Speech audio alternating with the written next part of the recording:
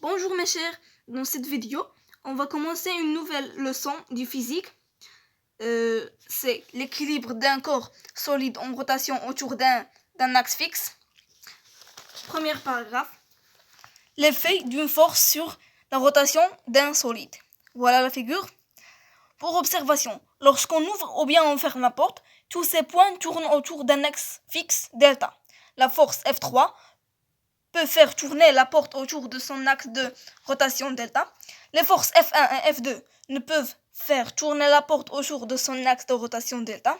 Une force appliquée à un corps solide a un effet de rotation du corps autour de son axe de rotation delta, si la direction de cette force n'est pas parallèle à delta et si cette direction ne passe pas par delta. Conclusion. L'efficacité de la force dépend d'intensité du force et la position par rapport à l'axe de rotation delta. Deuxième paragraphe, le moment d'une force par rapport à un axe fixe. On fait une expérience, on réalise l'expérience suivante. Voilà l'expérience, on a ici une plaque, on a les dynamomètres ou quelque chose qui représente les forces. La plaque peut tourner autour de l'axe delta. On suspend au point O un corps lié à un dynamomètre où on exerce de l'autre côté une force F. Pour rétablir l'équilibre de la plaque, on change l'intensité ou bien la direction de force. On indique les résultats de le tableau suivant. On a l'intensité des forces F en newton. On a 1. Pour D, la distance en mètres, 7,8. Alors F fois D avec l'unité M fois M, le newton fois le mètre, 7,8. On a ici 2, 5,2. Le produit, 10,4. 3, 3,9. 11,7. 4 fois 2,9. 11,6. Et on a la dernière, 5 fois 3,1. C'est 15,5. Alors on constate que la distance diminue au cours de l'augmentation de l'intensité du force. Petit 2, moment d'une force par rapport à un axe fixe. Le produit F fois T, qui caractérise l'effet de la force sur la rotation d'un corps solide autour de son axe de rotation, s'appelle le moment de la force F par rapport à l'axe delta, noté M F de delta. Puisque la rotation autour de l'axe delta se fait dans deux sens, le moment est une grandeur algébrique. Il peut être positif ou bien négatif. Alors M de F delta est égal à plus ou moins F fois D. M de delta, la force F, le moment d'une force. Son unité, le newton fois le mètre. F, c'est l'intensité de force. Son unité est le newton. D, petit d, la petite distance qui sépare la ligne d'action et l'axe de rotation. Son unité est le mètre. Remarque, pour préciser le moment d'une force, on doit choisir un sens arbitraire positif de rotation. Si la force fait tourner le corps dans le sens positif, son moment est positif.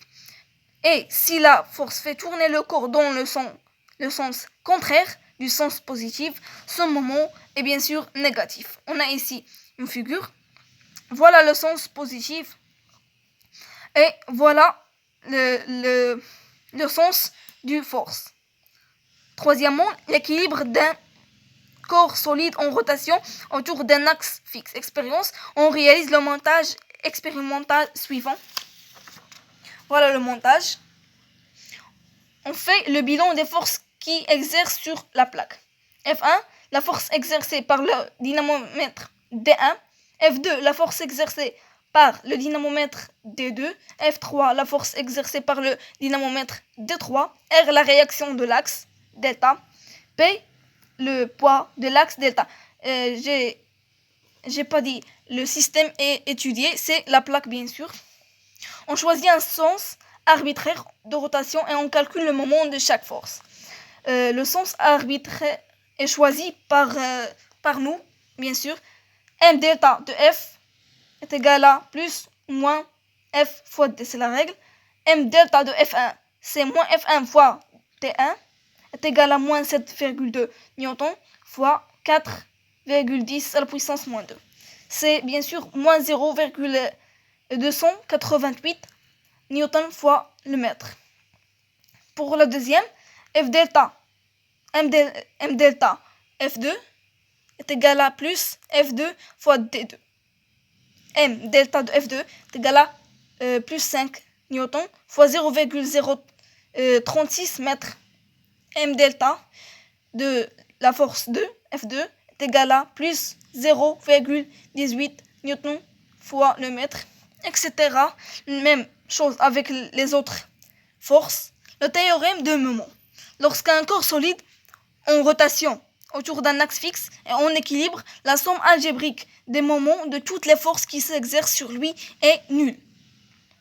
La somme des forces, toutes les forces, est 0. Condition générale d'équilibre. Lorsqu'un corps solide est en équilibre, les deux conditions suivantes doivent être vérifiées. On a deux conditions. La première, c'est l'immobilité de son centre de gravité, G. La somme des forces est nulle, vecteur nul. Deuxième condition, absence de rotation autour de son axe de rotation. Voilà, la somme de M, les forces, sur delta est égale à 0. C'était tout pour cette leçon. On va faire un vidéo pour les exercices.